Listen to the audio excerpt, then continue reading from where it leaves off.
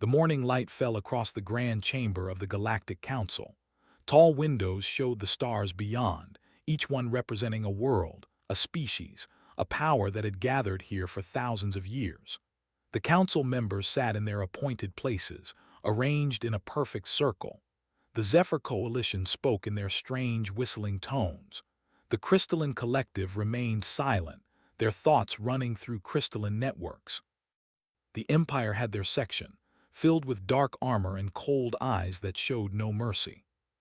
Commander Harper stood alone in the center, surrounded by representatives of 1,000 different species.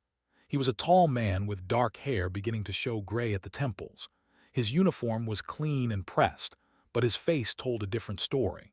His face showed grief, anger, and something else that many of the aliens did not recognize. It was desperation mixed with resolve. He had traveled across the stars to bring a message to this council, a message from Earth. Waited for silence. The council members gradually turned their attention to him. Some showed mild curiosity, most showed indifference. Earth was a young species, barely known across the galaxy. For most of these beings, humanity was nothing more than an interesting footnote in their history books. The commander smiled. It was not a friendly smile. It was the smile of someone who knew they would win any argument before it began. They were one of the most powerful military forces in known space. They had conquered 12 star systems and had never lost a battle. They feared nothing, respected nothing that could not match their power. Began to speak. His voice was steady and clear. He told the council what had happened on planet 442b just 2 weeks earlier. A human mining colony had been built there, home to 16,000 men, women, and children. Families had worked together to make a new home far from Earth. They had built schools for their children. They had created farms that grew food in the alien soil. They had worked hard and built a community. Then the came. Explained how the mining colony received no warning. The ships simply appeared over the planet, moving with military precision. They began to fire at everything below. Hospitals were destroyed. Schools were destroyed. Homes were destroyed. The people of the colony tried to escape, but there was nowhere to go. They wanted to make a point to show the galaxy that they were the ones who held power. 16,000 humans died that day. His hands were steady as he spoke, but his jaw was tight. He told the council that Earth was demanding justice. They demanded that the Empire be forced to make reparations. They demanded that the council impose trade restrictions on until they paid for what they had done. They demanded protection for all human colonies and a guarantee that such an attack would never happen again. The chamber fell silent for a moment. Then the laughter began. It came from the section first, a harsh, cruel sound. Then it spread to other sections of the council. Even some of the species that prided themselves on their philosophy and wisdom began to laugh. An official stood up. His name was General, and he was the military leader of the Empire. He spoke with a voice like grinding metal. He said that humanity needed to understand their place in the galactic order. Humans were a new species, practically infants in the eyes of civilizations that had existed for millions of years. They had no military power. They had no respected technology. They were not worthy of the council's time or attention. General said something else that made his blood turn cold. He said that the attack on 442b was a message to all younger species. They needed to understand that the galaxy was not safe for those who did not have power. They were powerful, and they would do what they wanted, whenever they wanted. If humanity did not like it, they could try to stop them. The council voted. The vote was swift and unanimous. The council members agreed that no action should be taken against the. They said that such conflicts between species happened throughout galactic history. They said that younger civilizations needed to learn how to survive in a dangerous universe. They offered no help. They offered no protection.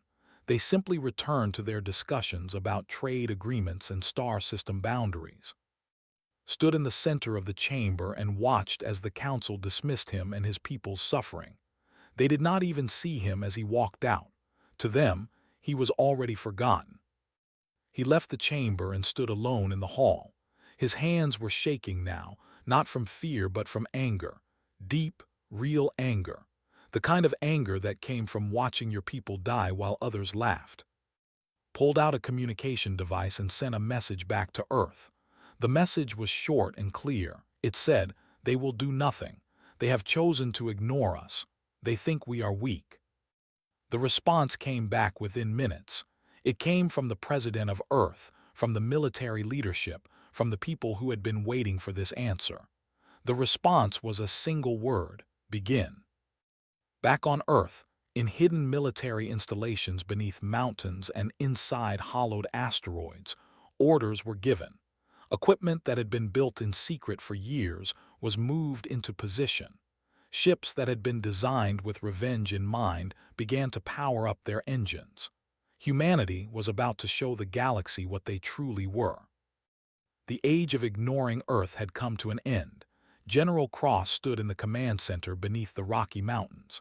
Around her, screens showed data from military installations across Earth and in the outer regions of the solar system. Lunar bases, Mars facilities, orbital stations, and hidden factories all reported the same thing: ready for deployment.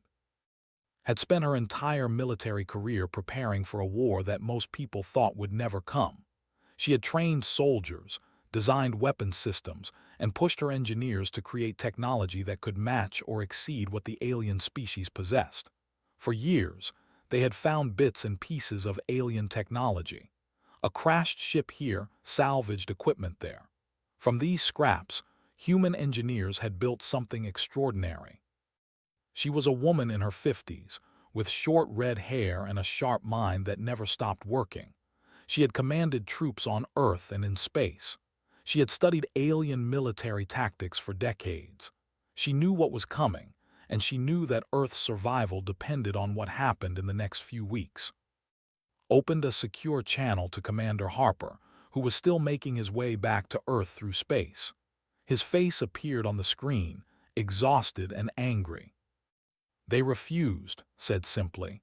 "They voted against us without even discussing it." "I know," replied. "We received the transmission. Earth is ready. The question is, are you ready?" Nodded. "I am ready to do whatever is necessary.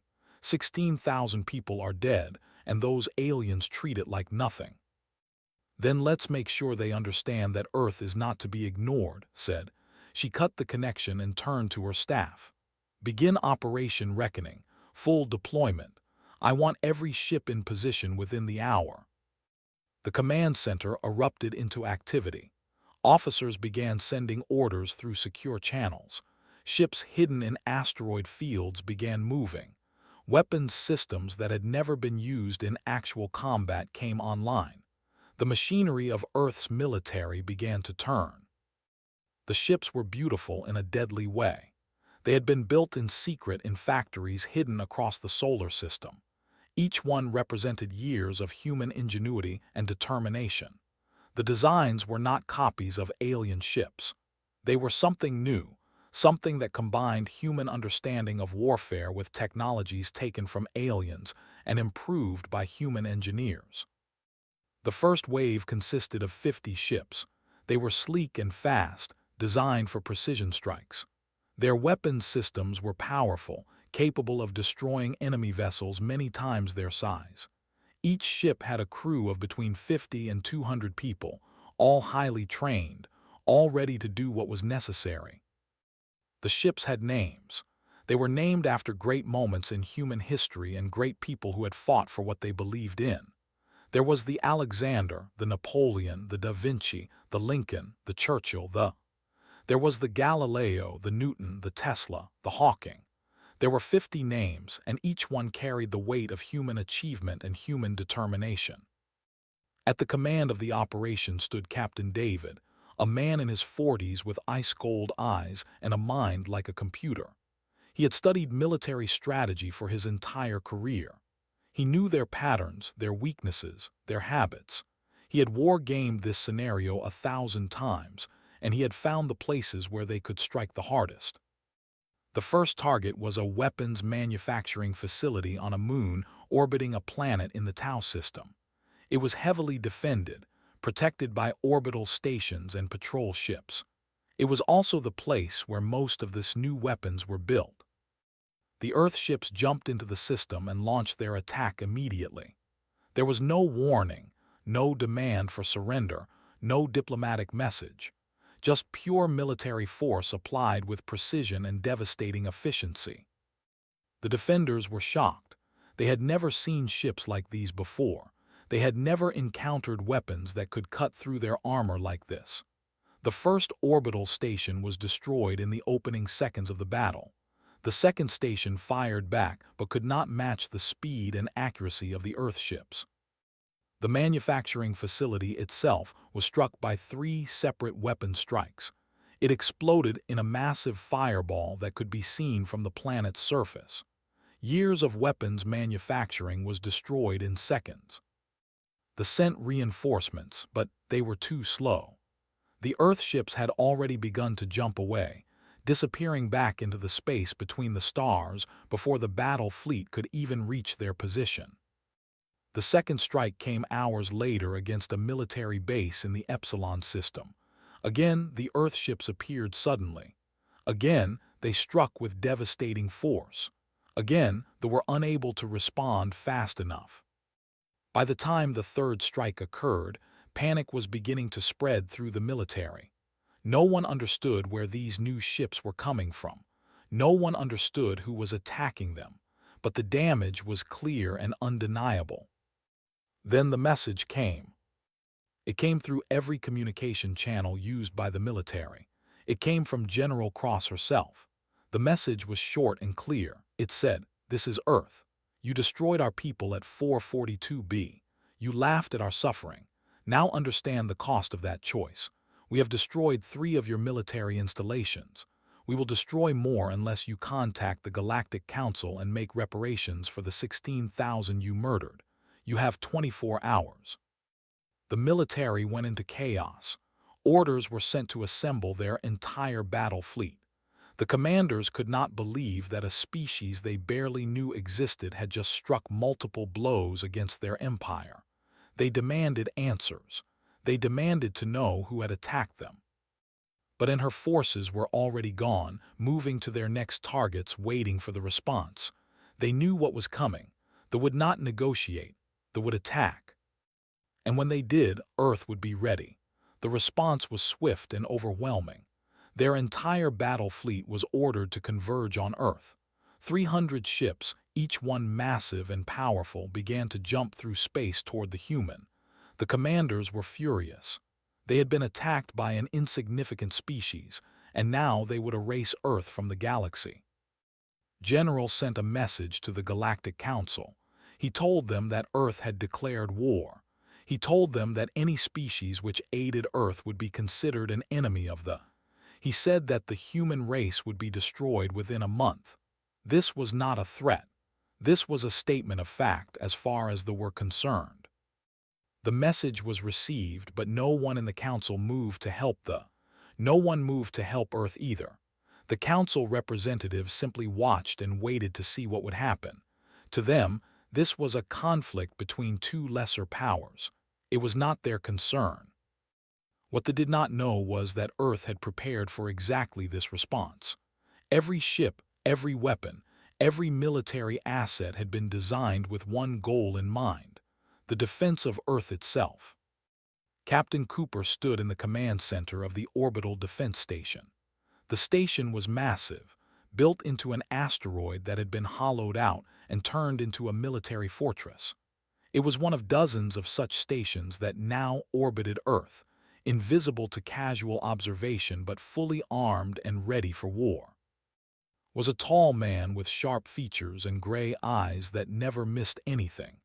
He had trained pilots for combat his entire career. He had studied military history and alien warfare tactics. He had prepared for the moment when Earth would have to fight for its survival. The fleet dropped out of jump space near Earth. 300 warships, arranged in perfect military formations, moved toward the planet. They detected no significant opposition. They saw no military vessels. They saw only civilians going about their daily lives and a planet that appeared completely undefended. It was exactly what they expected from a younger species. Then the Earth defenses came alive. Orbital stations that had been hidden by advanced camouflage technology suddenly revealed themselves. Satellites that looked like simple communication devices powered up their weapons systems. Space stations that had appeared to be nothing more than research facilities transformed into combat platforms. Thousands of small fighter ships launched from bases on Earth, from orbital stations, and from hidden facilities on the Moon and Mars. The fleet did not have time to react. The first wave of Earth's attack destroyed 50 of their ships before they could even raise their shields properly. The orbital stations fired in coordinated patterns, each one targeting multiple vessels. The weapons were accurate and devastating. Nothing they had encountered before could move this fast or hit this hard. Commanded the defense with a calm that shocked his officers.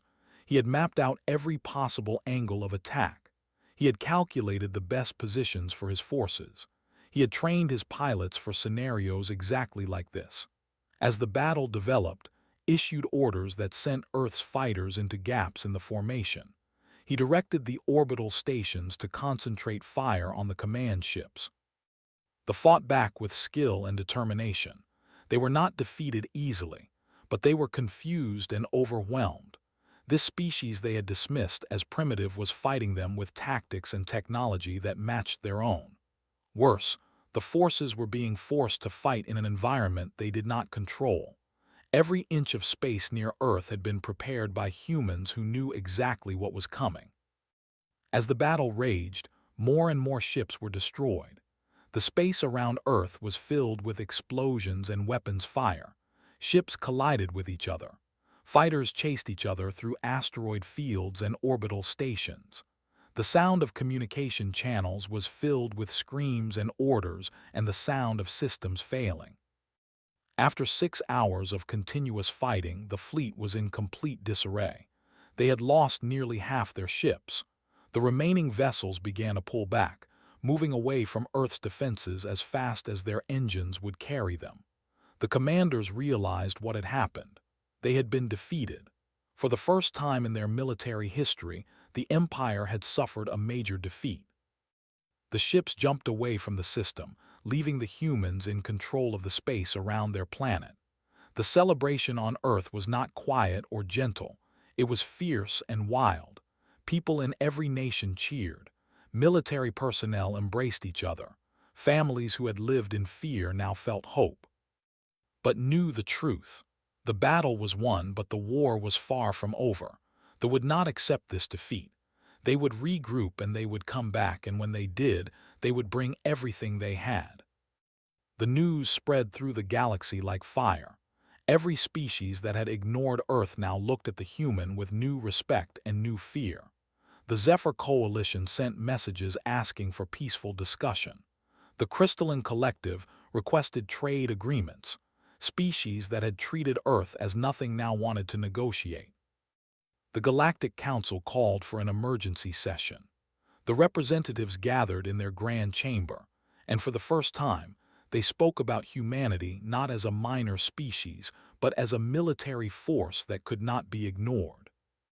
General tried to maintain his composure, but his authority was shattered. The empire that had seemed unstoppable just days ago had suffered a humiliating defeat. Other species in the council began to ask questions. If they could be defeated so easily, what did that mean for the balance of power in the galaxy? The answer was clear to everyone. Everything had changed. On Earth, General Cross watched the news reports and allowed herself to smile for the first time in weeks. The first part of her plan had succeeded. They had been defeated. Now came the harder part. Now came the negotiation. And in negotiation, Earth would have to prove that it was not just a military power, but a force that understood the value of justice and mercy. That choice would define humanity's place in the galaxy for generations to come. The Galactic Council chamber was filled with tension. Representatives from hundreds of species sat in their appointed positions, but the usual order and harmony had been broken. All eyes were on the empty seat where they would normally sit. General had not shown up. The Empire was in chaos, reorganizing after their stunning defeat. Ambassador Johnson represented Earth now, and she sat in a position of honor that would have been unthinkable just 1 week earlier. She was a woman in her 60s with silver hair and a diplomatic mind that understood both the power of words and the power of force. The Federation representative spoke first. His name was Senior Diplomat Wells, and he was one of the oldest members of the Council. He asked the question that everyone was thinking: what did Earth's victory mean for the future of galactic order? Stood and addressed the Council. Her voice was calm and clear. She said that Earth did not seek to dominate the galaxy. Humans did not want to conquer other worlds or impose their will on other species. Earth wanted only one thing: to be treated as equals, with the same respect given to any civilized species. She reminded the Council that Earth had not started this conflict. They had murdered 16,000 human civilians without cause. Earth had asked for justice through the proper channels. The Council had that request. Earth had been forced to respond with military force to protect its people. "We understand power," said. "We understand that in this galaxy, species that cannot defend themselves will be destroyed. We have demonstrated that Earth can defend itself. But we have also chosen to offer mercy. The fleet retreated from Earth's defense. We did not pursue them. We did not continue attacking there. We could have, but we did not. This shows that we are not conquerors. We are defenders." A representative from the Crystalline Collective made a communication through their network. The thought was translated into words that the other species could understand. The Crystalline Collective was impressed by Earth's military capability, but also by their restraint. Most species, upon defeating such a powerful enemy, would continue attacking until they had destroyed them completely. Humans had stopped. This was unusual and noteworthy. The Zephyr Coalition began to whistle in their unique way of communication. Their representative spoke next. She said that the coalition would like to propose that Earth be granted full representation on the Galactic Council. The coalition believed that any species capable of defending themselves deserved a voice in galactic affairs. Other species began to voice their support. The discussion went on for hours. Some representatives argued against immediate acceptance of Earth into the Council. They said that humanity needed to prove they could follow galactic law and customs. They said that Earth was too young, too impulsive, too dangerous to be given such authority so quickly. But the voice of the majority was clear. Earth had proven itself through strength and through restraint.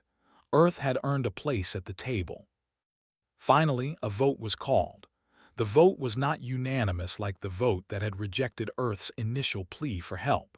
This time, the vote was overwhelming in favor of granting Earth full representation on the Galactic Council. Only 3 species abstained. None voted against. Received the news with dignity. She stood and thanked the Council for their decision. She said that Earth would take its responsibilities seriously. Humans would work to maintain peace across the galaxy. Humans would defend the weak when they were attacked. Humans would seek justice through proper channels but would not hesitate to act when diplomacy failed. Back on Earth, General Cross received the message and turned to her staff. "The military victory was the easy part," she said. "Now comes the hard work. We have to prove to the galaxy that we are not just warriors. We have to show them that we are a species worth trusting." She began to issue new orders. Ships that had been prepared for continued warfare were redirected. Engineers began to work on humanitarian aid packages to send to species affected by the previous campaigns of conquest.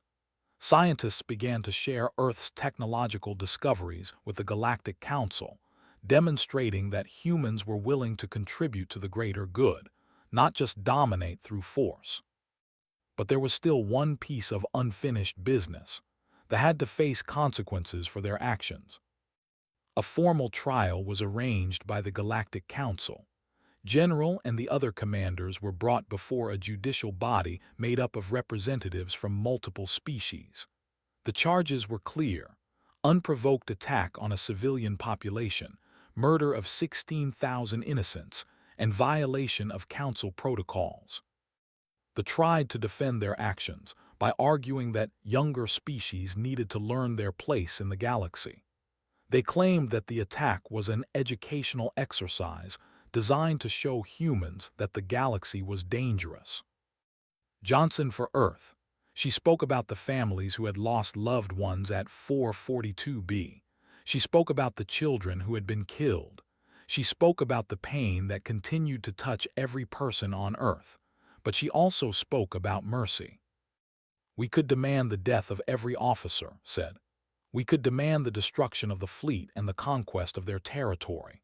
Many species have done such things in the past, but Earth believes in something different. We believe that justice is not the same as revenge. We believe that even those who have committed terrible acts can be given the opportunity to change, to make restitution, to learn that their actions have consequences." The court ruled that they would be required to pay heavy reparations to Earth. They would be required to rebuild the mining colony that had been destroyed. They would be subject to council oversight for the next 10 years. Any further military action against another species would result in complete economic isolation. General tried to maintain his pride, but he was broken. The empire, which had seemed unstoppable, had been defeated. Their commander had been humiliated before the entire galaxy. The other officers looked at with disgust. His authority was gone. As the delegation left the council chamber, watched them go, she felt no joy at their defeat. She felt only the weight of responsibility. Earth had taken its place in the galaxy, but with that position came obligations. Humans would now be expected to help defend peace and justice across the stars. The age of Earth's isolation had ended. A new age had begun, and no one could predict where it would lead. 1 year had passed since the battle near Earth. Commander Harper stood in the rebuilt mining colony on planet 442B. New buildings stood where the old ones had been destroyed. Families walked through the streets, and children played in parks designed to remind them of home. The colony was still a place of work and progress, but it was also a place of remembrance. A monument had been built in the center of the colony. It listed the names of all 16,000 people who had died in the attack. Visitors from across the galaxy came to see it. Some came out of curiosity. Others came to pay their respects or to understand the cost of underestimating humanity. Walked through the colony with a sense of completion. The military victory had been important, yes, but this was what really mattered. This was why humans had chosen to fight. They had chosen to fight so that places like this could exist, so that families could live without fear, so that children could grow up in peace. On Earth, the changes were even more dramatic. The military installations that had been hidden were now visible. They had become centers of learning as well as defense. Young people from across the galaxy came to Earth to learn about human military tactics and strategy. They studied human history, human art, and human philosophy. General Cross had retired from active duty. She now headed the Peace and Development Council, an organization dedicated to helping younger species defend themselves against aggressors without becoming aggressors themselves. She worked with species across the galaxy to develop fair and just military doctrines. She had become one of the most respected voices in galactic affairs. Captain Cooper had been promoted to admiral and was now in charge of Earth's entire naval force. He had trained thousands of pilots and military officers. He had established protocols for peaceful interaction between Earth's military and the militaries of other species. He had become a bridge between Earth and the rest of the galaxy, showing them that humans understood not just how to wage war, but how to maintain peace. Commander Harper had been elected to a new position as Earth's Galactic Ambassador. He spent most of his time traveling between worlds, negotiating trade agreements, helping resolve conflicts, and building relationships with other species. He had learned to understand the cultures and customs of 1,000 different civilizations. He had become one of the most respected diplomats in the council. But there was one place that remained unchanged in its importance. Earth itself was home to billions of humans, and they had not forgotten what they had fought for. Every year on the anniversary of the 442B attack, humans held memorial services. They remembered the 16,000. They remembered the families that had been destroyed. They remembered the cost of freedom and the sacrifice that had purchased it. The Galactic Council had transformed as well. Earth's presence at the council table had changed the balance of power. No longer did a few ancient species dominate the discussions. Younger species now had advocates who understood their concerns and could match the power of older civilizations with diplomacy and military strength. The Empire had recovered slowly. They had paid their reparations to Earth. They had rebuilt the colony that they had destroyed. They had accepted council oversight of their military operations. General had been replaced as commander of the forces. The new commander was a younger officer named Vex who believed in a different approach to diplomacy and military engagement. Vex had actually traveled to Earth to meet with Admiral Cooper. The two officers had spent days discussing military strategy and the nature of honorable conflict. Vex had told Cooper that they had learned a valuable lesson, that brute force and arrogance could not defeat a species that was willing to fight with courage and intelligence. Vex had indicated that they were interested in peaceful coexistence with Earth. It was not friendship, not yet, but it was the beginning of mutual respect, and that was enough. The greatest change came to the younger species across the galaxy. Species that had lived in fear of the or other powerful civilizations now saw that change was possible. They saw that Earth, which had been dismissed and ignored, had transformed itself through determination and courage. They began to develop their own military capabilities. They began to push back against exploitation and aggression. Not all of them succeeded immediately. Some failed and had to rebuild. Some made mistakes and had to learn from them. But the spirit of resistance had been awakened, and that spirit was spreading. On a night when Earth's sky was clear and the stars were visible from horizon to horizon, a group of young humans stood on a mountain looking up at the cosmos. They were students at the military academy, preparing to serve in space. They had been born after the conflict with the war was part of their history, not their experience. One of them asked the oldest teacher present, "Why did we choose to respond with force? Why not just accept the council's decision and try to rebuild?" The teacher, an old veteran named Colonel Robert Franklin, looked up at the stars for a long moment before answering. "Because," he said, "there are things that are more important than peace. Justice is more important. Dignity is more important. The right to protect your people is more important. We could have chosen to live quietly and never challenge anyone. We could have accepted being less than we were. But humans have always refused to accept limits on what we could become. We fought because we had to fight. We fought because the alternative was to abandon everything that makes us human." The young students looked at the stars and thought about those words. They understood now why their ancestors had taken such a risk. They understood why Earth had been willing to stand against the entire Galactic Council and against the Empire itself. The sun rose over Earth as it had risen every day for billions of years, but everything had changed. Earth was no longer an isolated world trying to survive in an indifferent universe. Earth was now a civilized world with a voice in the affairs of 1,000 species. Humans had earned their place among the stars through the simple act of refusing to be ignored. The age of Earth had truly begun. The galaxy would never be the same.